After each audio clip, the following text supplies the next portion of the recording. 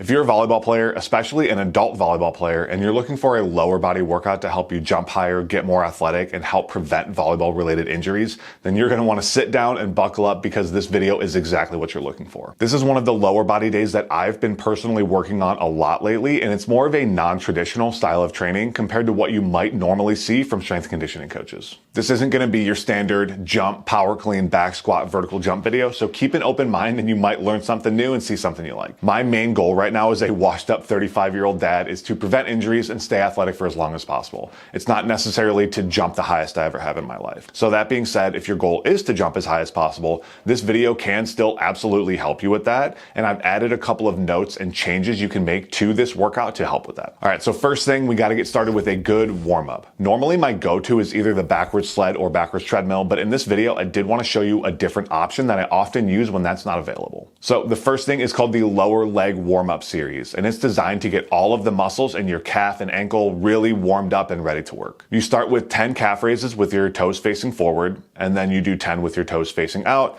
and then 10 with your toes facing in, and you will notice a pattern here. After that, you're going to turn around and do the same thing with tibialis raises where you lift your toes. 10 with your toes straight, 10 with your toes facing out, and 10 with your toes facing in. Now, after that, you're going to go back to calf raises, but you're going to do them with a bent knee. So again, 10 facing forward, 10 facing out, and 10 facing in. Finally, you're going to do one more set of the tibialis raises the exact same way as you did before. All of that constitutes one set, and you're going to do 2 sets overall. And I promise after you do this, your feet, ankles, and calves are going to be feeling super warm after all of that. Also note, you don't have to do these on a slant board like I am in the video, but any kind of elevated surface where your heel will hang off the edge is perfectly fine. Now, we also want to make sure we get your knees warmed up because I know for a fact you're coming to this workout with some knee pain. For that, we're going to superset the lower leg warm-up series with a series of Patrick steps. This is an exercise that I picked up years ago from my time with Knees Over Toes guy. I've been utilizing these since 2020 and they're fantastic. My favorite way to do this is start with a 2-inch platform and do 20 reps on each leg. Then go to a 4-inch platform and do 15 reps on each leg,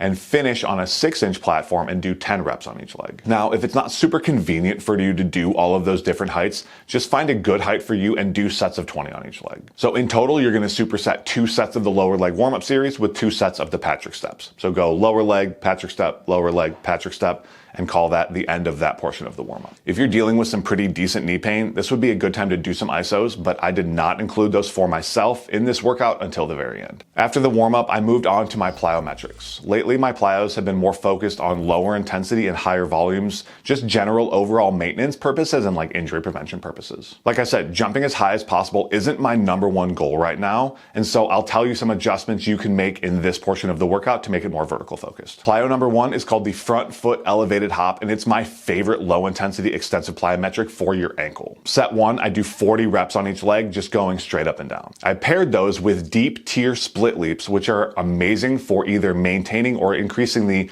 elasticity or bounciness of your glutes and quads. I know there's a lot of discourse these days around training your fascia, and I do think doing bouncy reps in deeper ranges of motion like this is actually a good way to incorporate some of that fascia training in an overall strength and conditioning program. For those, I did 20 reps on each side. Overall, I did 3 sets supersetting these plyometrics, and each set I increased the intensity and effort I put into both exercises. Essentially using set 1 as a warm-up, as sets 2 as 3 as more of working sets. The last jumping exercise I did is one of my favorites for maintaining that elasticity, and it's alternating between deep leaps and deep tier split leaps. So you can see in the video, compared to the deep split leaps I was just doing, the jumps are much higher and I'm keeping a very specific rhythm trying to stay on beat with these 3 different jumps. You can make this very intense just by increasing the effort you put into the jumps, but I really focus on trying not to generate a ton of force from my muscles and letting the elastic qualities of my tendons and fascia move me through the jumps a little bit more effortlessly. And yes, before anyone gets all up in arms, of course I know my muscles are still working, but I'm putting a specific focus on trying to let that bouncing elasticity do as much of the work as possible so that I can, at a minimum, maintain my elastic capabilities for as long as possible. That quality alone is an extremely important factor in long-term athleticism and something we lose as we get older. Although I didn't do this, this is the point in the workout where you would want to include some kind of max effort jumping, like max effort approach jumps, max effort standing jumps, or depth jumps, if your #1 goal is to jump higher. Depending on what you do 3 to 5 sets of 1 to 3 reps, focusing on the absolute maximum jump height. For me, next I moved on to kettlebell swings. This is acting as my posterior chain dominant sort of hip hinge movement, as well as my first real power output movement. I did 3 sets of 10, and I didn't go super crazy heavy because I haven't really been training these as much lately, and I've been dealing with some on and off hamstring issues. So I will work on building these back up to my heaviest kettlebell, which is currently 124 pounds. Kettlebell swings and deep tier plyos share a lot of the same qualities, primarily having to quickly hit the brakes and redirect force, which is another reason I think both of those categories of exercises are extremely good for all athletes, especially older athletes. After that, I moved on to my second power exercise, which is going to be the landmine clean. I learned this exercise from Landmine University, so I highly suggest you go check out their Instagram after you finish this video. The reason I love this exercise so much is that I think it just includes certain athletic qualities that regular power cleans don't. Now, to be fair, the power clean has certain athletic qualities and advantages that landmine cleans don't. So I do recommend both of them, just in different phases of training. For example, the landmine clean utilizes a staggered stance, which is great for athleticism, and it also incorporates more side bending and rotation, which is obviously extremely beneficial. Power cleans are going to be much more jump specific, and they're going to allow you to move higher loads, resulting in higher power outputs, and they're going to be an overall better pure vertical jump exercise, again, if that is your goal. This workout, I did 5 sets of 3 reps on each side, with the first 3 sets increasing the load and my last 2 sets being my working sets with my heaviest weight for the day. And finally, for my main strength movement, I did these Hatfield reverse lunges. You can see that this workout does have a theme of split stance or staggered stance exercises, and that is intentional.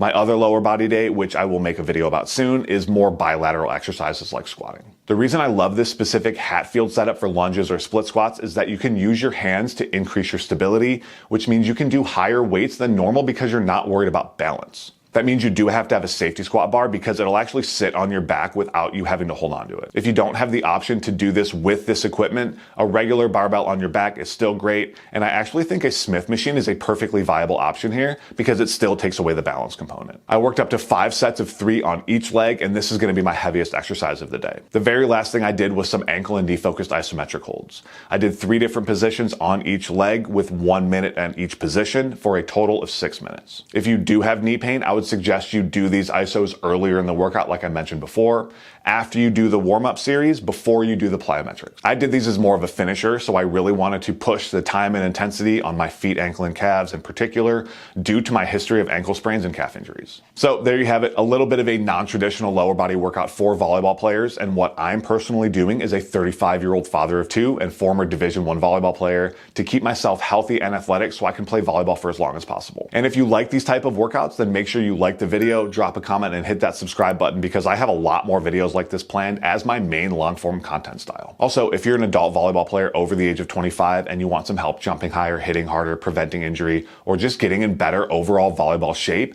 then check out the links in my bio and apply for my one-on-one coaching so that my team of coaches and I can help you get in the best volleyball shape of your life after 25.